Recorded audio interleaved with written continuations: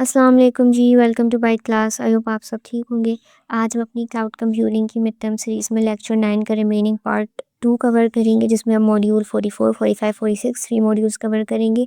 So let's get started with module 44 which is scaling cloud service providers and consumers. Scaling क्या होता है हम पहले भी बहुत बार पढ़ चुके हैं।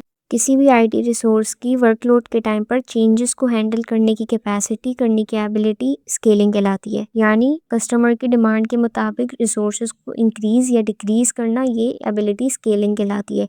स्केलिंग की कितनी टाइप्स होती हैं?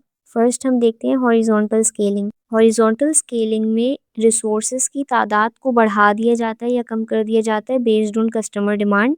यानी जब कस्टमर ट्रैफिक ज़्यादा है तो रिसोर्सेज को इंक्रीज़ कर दिया जाए, और कस्टमर ट्रैफिक कम होने पर रिसोर्सेज को डिक्रीज़ कर दिया जाए। तो अगर रिसोर्सेज की तादाद कम या ज़्यादा की जाती है तो ये हॉरिजॉन्टल स्केलिंग कहलाती है। हॉरिजॉन्टल स्केलिंग में हम दो तरह की स्केलिंग करते हैं, स्केलिंग आउट यानी रिसोर्सेज को ऐड किया जाता है जिसमें, और स्केलिंग इन यानी रिसोर्सेज को रिमूव किया जाता है। हॉरिजॉन्टल स्केलिंग में ज़्यादातर कमोडिटी हार्डवेयर यूज़ किया जाता है। कमोडिटी हार्डवेयर मतलब ऐसा हार्डवेयर जो चीप होता है, लो कॉस्ट होती है, प्राइस में कम होता है, जिसको रिप्लेस करना ईजी होता है, बहुत ईजिली हर जगह अवेलेबल होता है, यानी कुछ स्पेशल हार्डवेयर नहीं होता। तो हॉरिजॉन्टल स्केलिंग में ज़्यादातर जब हम स्केलिंग आउट कर रहे होते हैं यानी रिसोर्सेज ऐड कर रहे होते हैं, तब हम लो कमोडिटी हार्डवेयर यूज़ करते हैं। हॉरिजॉन्टल स्केलिंग में रिसोर्सेज को क्विकली प्रोविजन किया जा सकता है।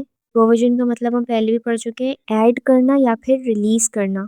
नेक्स्ट, हॉरिजॉन्टल स्केलिंग किसी एक सिंगल मशीन की कैपेसिटी पर डिपेंड नहीं करता।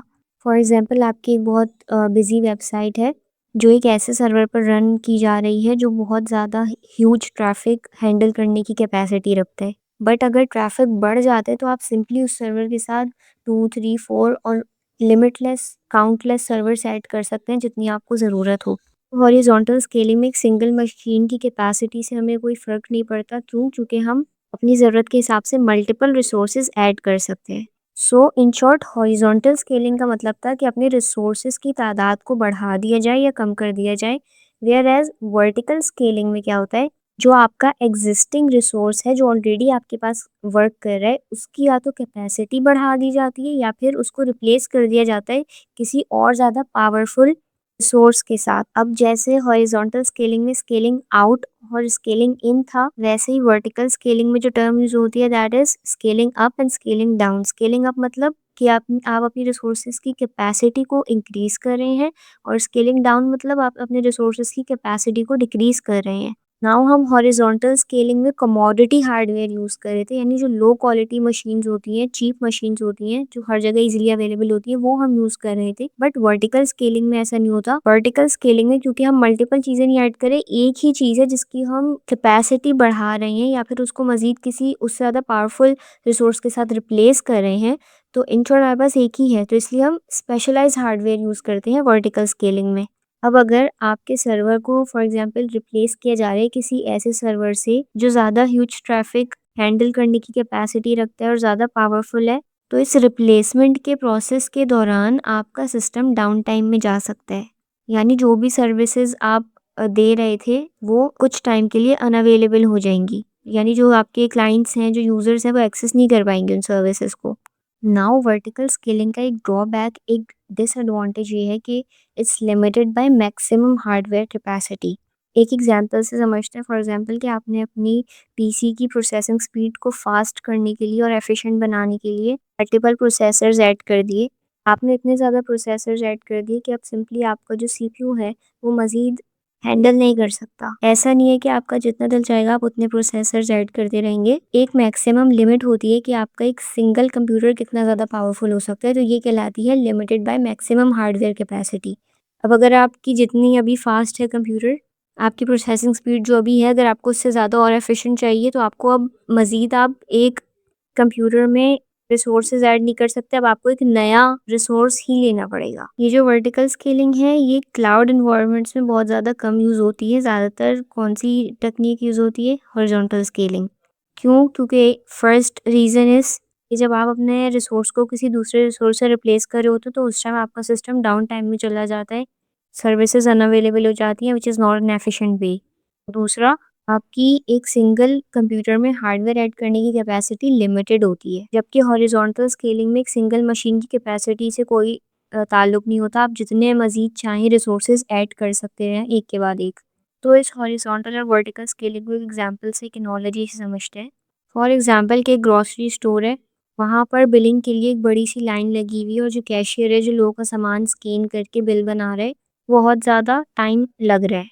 नाउ ये जो कैशियर है, जो लोगों का सामान स्कैन कर रहा है वहाँ खड़े होके, हम इसको समझते हैं कि ये हमारा रिसोर्स है।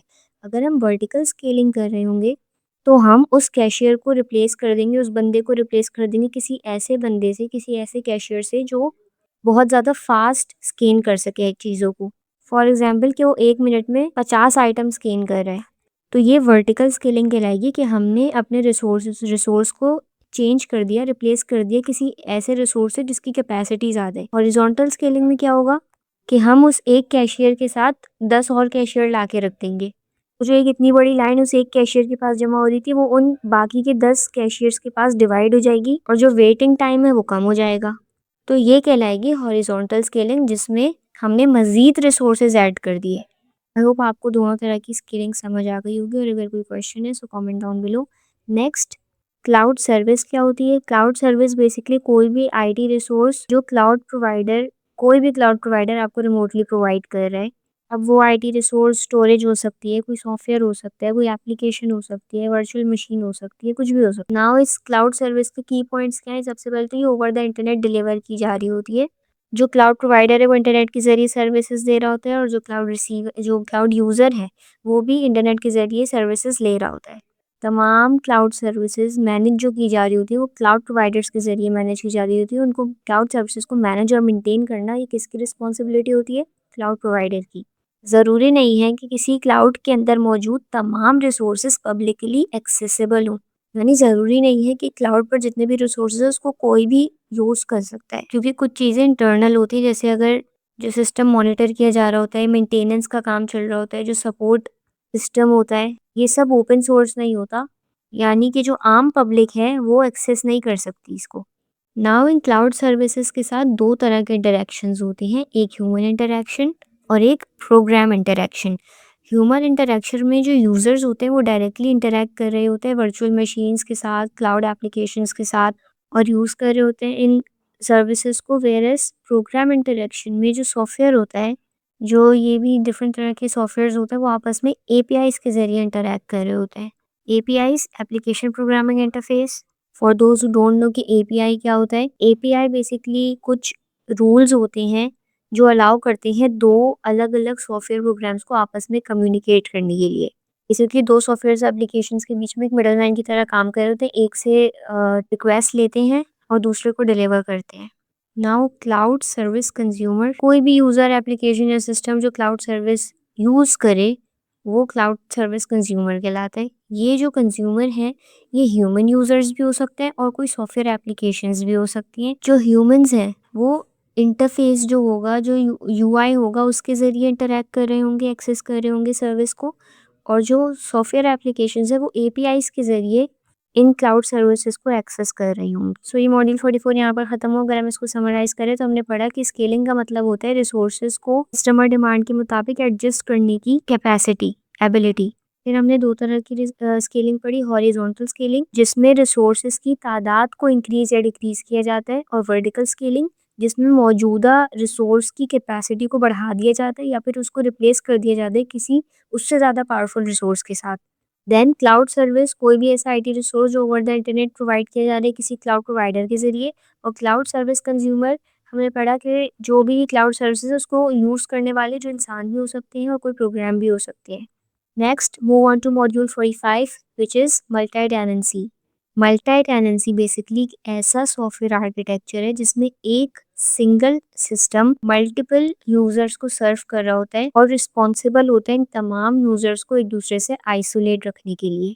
नाउ ये जो सिंगल सिस्टम है कोई सर्वर भी हो सकता है, कोई सॉफ्टवेयर भी हो सकता है, और मल्टीपल यूजर्स को यहाँ पे टेनेंट्स कहा जा रहा है। टेनेंट्स का बेसिकली डिक्शनरी मीनिंग होता है किराएदार। नाउ यहाँ क्लाउड कंप्यूटिंग में टेनेंट से क्या मुराद है?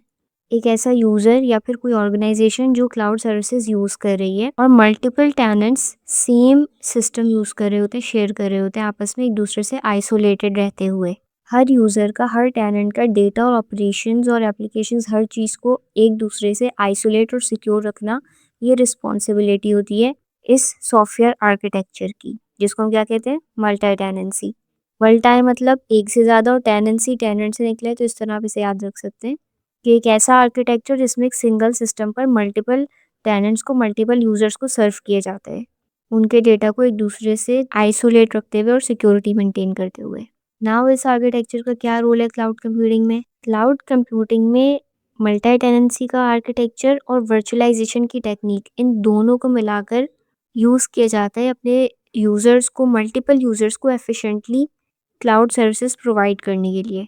सेम इंफ्रास्ट्रक्चर मल्टीपल यूज़र्स के बीच में क्योंकि शेयर किया जा रहा होता है, तो वर्चुअलाइजेशन हेल्प करती है हर यूज़र को दूसरे से सेपरेट रखने में। इसकी वजह से रिसोर्स यूटिलाइजेशन बहुत इम्प्रूव हो जाती है, यानी कोई रिसोर्स हमारा वेस्ट नहीं जाता और हम मैक्सिमम तरीके से हर रिसोर्स को यूज़ कर पाते हैं 100% की एफिशिएंसी के साथ, और हमारी कॉस्ट बहुत ज़्यादा रिड्यूस हो जाती है, जो हम ये सब पॉइंट्स पहले भी पढ़ चुके हैं। Now resource pooling using multi tenancy. Resource pooling क्या होती है, हमने प्रीवियस मॉड्यूल्स में पढ़ा था। क्लाउड प्रोवाइडर्स मल्टी टेनेंसी का आर्किटेक्चर यूज़ करते हैं आईटी रिसोर्सेज को ग्रुप करने में, पूल करने में और उनको डायनेमिकली रिजर्व करने में, एलोकेट करने में तमाम यूजर्स को। ये जो रिसोर्सेज होते हैं उनको सिर्फ जब असाइन किया जाता है जब कोई कस्टमर डिमांड करता है, यानी जब ज़रूरत होती है, और जब डिमांड चेंज होती है तो रीअसाइन कर दिया जाता है, यानी किसी और यूज़र को दे दिया जाता है जब वो डिमांड खत्म हो जाती है। लोड मैनेजमेंट के लिए बहुत ज़्यादा एफिशिएंट है क्योंकि एक सिंगल सिस्टम पर मल्टीपल यूज़र्स को होस्ट किया जा रहा होता है, तो जो भी टास्क होता है वो उन मल्टीपल यूज़र्स के बीच में एफिशिएंटली मैनेज कर दिया जाता है, तो किसी एक पर लोड नहीं पड़ता। इट एनेबल्स स्केलेबिलिटी, यानी जो रिसोर्सेज असाइन किए जा रहे होते हैं उनको डिमांड के मुताबिक इंक्रीज या डिक्रीज किया जाता है। Next, statistical multiplexing. हमने ऊपर पढ़ा कि रिसोर्सेज को जब भी असाइन किया जाता है जब कस्टमर की तरफ से डिमांड आती है और जब ज़रूरत होती है, तो कोई कौन सी टेक्निक के ज़रिए पॉसिबल होता है? Statistical multiplexing. ये एक ऐसी टेक्निक है जिसमें जो रिसोर्सेज शेयर किए जा रहे होते हैं मल्टीपल यूज़र्स के दरमियान, वो उनकी डिमांड पर बेस्ड होती है, कोई फिक्स्ड एलोकेशन नहीं होती कि सबको मिलेंगे वो रिसोर्सेज।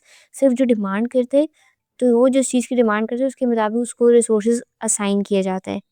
ये रिसोर्सेज डायनेमिकली शेयर किए जाते हैं, यानी मैनुअली कोई इंसान बैठ के नहीं कर रहा होता, सिस्टम ऑटोमेटिकली कर देता है। एक सिस्टम पर या एक सर्वर पर जितने भी मल्टीपल यूज़र्स सर्व किए जा रहे होते हैं, तो वो तमाम यूज़र्स कोई रिसोर्स सेम टाइम पर यूज़ नहीं करते, जिसकी वजह से एफिशिएंसी में बहुत ज़्यादा इंप्रूवमेंट आती है और कोई भी रिसोर्स वेस्ट नहीं होता। ये रिसोर्सेज सिर्फ तब इस्तेमाल किए जाते हैं जब किसी यूज़र की तरफ से डिमांड आती है और जब ज़रूरत होती है, तो इसलिए ये ऐसा नहीं होता कि ये हर टाइम किसी यूज़र को एलोकेटेड रहते हैं, रिजर्व रहते हैं। कि एक यूज़र की तरफ से डिमांड आई और उसको एक रिसोर्स एलोकेट किया गया, तो जब वो उस रिसोर्स को इस्तेमाल नहीं कर रहा होता, तब वो रिसोर्स पॉसिबल है कि किसी दूसरे यूज़र को एलोकेट कर दिया जाए। नाउ ये जो शेयर्ड रिसोर्सेज होते हैं, ये दो तरह के होते हैं, फिजिकल और वर्चुअल। फिजिकल रिसोर्सेज में फिजिकल सर्वर्स और स्टोरेज डिवाइसेस होती हैं, और वर्चुअल रिसोर्सेज में वर्चुअल मशीन्स और वर्चुअल स्टोरेज होती है। सो अगर हम यहाँ पर इस मॉड्यूल को समराइज करें, तो मल्टी टेनेंसी का मतलब है कि एक सिस्टम पर मल्टीपल यूजर्स को सर्व किया जाए, उनके बीच में एक सेपरेशन, एक आइसोलेशन मेंटेन करते हुए। टेनेंट्स यानी वो यूजर्स, वो मल्टीपल यूजर्स जिनके बीच में एक सिस्टम शेयर किया जा रहा होता है, रिसोर्सेज शेयर किए जा रहे होते हैं, इनको आपस में एक दूसरे से सेपरेट रखा जाता है, किसके ज़रिए? वर्चुअलाइजेशन के ज़रिए। ये पॉइंट्स एमसीक्यूज के लिहाज से इंपॉर्टेंट है, तो ये याद रखिएगा। मल्टी टेनेंसी में और कौन सी दो टेक्निक्स यूज़ की जा रही होती हैं? डायनेमिक एलोकेशन की, यानी रिसोर्सेज को डायनेमिकली एलोकेट किया जा रहा होता है, कोई मैनुअली एलोकेट नहीं कर रहा होता। और रिसोर्स पूलिंग, यानी कि तमाम आईटी रिसोर्सेज को उनकी ग्रुपिंग कर दी जाती है और उनको शेयर कर दिया जाता है मल्टीपल यूजर्स के दरमियान। फिर हमने पढ़ा कि किस तरह स्टैटिस्टिकल मल्टीप्लेक्सिंग का इस्तेमाल किया जाता है रिसोर्सेज को एफिशिएंटली इस्तेमाल करने के लिए, यानी कोई फिक्स एलोकेशन नहीं होती, सिर्फ तभी कोई रिसोर्स असाइन किया जाता है किसी यूज़र को जब वो इस्तेमाल कर रहा होता है, जब उसको ज़रूरत होती है, और जब उसको ज़रूरत नहीं होती, जब वो इस्तेमाल नहीं कर रहा होता, तब वो किसी और के लिए रिजर्व कर दिया जाता है। So moving on to next module 46, resiliency in cloud computing. ये लास्ट मॉड्यूल है इस चैप्टर का। रेजिलेंसी का मतलब है कि किसी भी कंप्यूटर के अंदर किसी फेलियर से रिकवर करने की एबिलिटी होना, यानी अगर कोई सिस्टम किसी वजह से क्रैश कर जाता है, डाउन टाइम में चला जाता है, तो वो उससे किस तरह से रिकवर करता है और उस फेलियर के बाद किस तरह वो बगैर किसी इंटरप्शन के अपना एफिशिएंटली काम करता है, ये चीज़ रेजिलेंसी कहलाती है। रेजिलेंसी के अंदर एक की कॉन्सेप्ट होता है रिडंडेंसी का। रिडंडेंट का अगर मैं आपको एक लिटरल मतलब बताऊँ, डिक्शनरी मीनिंग, तो वो होता है बेकार। बट रेज़िलियंसी में की फीचर होता है रिडंडेंसी का। यानी अगर हम कहें कि कोई सिस्टम रेज़िलिएंट है, तो वो रेज़िलिएंट होगा बिकॉज़ ऑफ रिडंडेंट रिसोर्सेज़। सब बहुत ज़्यादा हैवी टर्म्स होंगे, तो हम इनको एक सिंपल लेमन लैंग्वेज में समझते हैं। रेज़िलियंसी का मतलब हमने पढ़ लिया कि होता है कि किस तरह एक सिस्टम फेल होने के बाद किस तरह रिकवर करता है और बाद में किस तरह से बगैर किसी इंटरप्शन के एफिशिएंटली काम करता है। तो ये रेज़िलियंसी का जो लेवल होता है, ये अचीव किया जाता है बाय रिडंडेंट रिसोर्सेज़। क्या होता है कि बैकअप में रिसोर्सेज़ रखे जाते हैं, जो पहले से प्री कॉन्फ़िगर कर दिए जाते हैं, यानी उनको पहले से सेटअप कर दिया जाता है ताकि किसी फेलियर की सूरत में वो फ़ौरन से वो उस फेल्ड सिस्टम को रिप्लेस करके अपने काम को एफिशिएंटली जारी रख सकें। तो अगर एक रिसोर्स फेल हो जाता है, तो क्योंकि बैकअप में मल्टीपल रिडंडेंट रिसोर्सेज रखे हुए होते हैं, तो वो फ़ौरन से टेक ओवर कर लेते हैं। और ये भी डायनामिकली हो रहा होता है, ऑटोमेटिकली हो रहा होता है, यानी कोई मैनुअली नहीं कर रहा होता। क्यों? क्योंकि वो प्री कॉन्फ़िगर्ड होते हैं, पहले से सेटअप किए गए होते हैं इसी सिचुएशन के लिए कि अगर कोई सिस्टम फेल हो जाए। नाउ एक सिस्टम को इस तरह से डिज़ाइन किया जाता है कि किसी भी फेलियर को वो पहले से डिटेक्ट कर सके। और जैसे ही वो पहले ही सिस्टम आपका फेलियर को डिटेक्ट कर लेगा कंप्लीटली सिस्टम शट डाउन होने से पहले, तो क्या होगा, फ़ौरन से जो भी आपके पास रिडंडेंट रिसोर्सेज यानी जो भी बैकअप रिसोर्सेज आपके पास पड़े हुए हैं, वो फ़ौरन से शिफ्ट कर जाएंगे और जो फेल्ड सिस्टम होगा उसको रिप्लेस कर देंगे और आपका जो भी सर्विसेज चल रही होंगी उसमें कोई इंटरप्शन नहीं आएगी।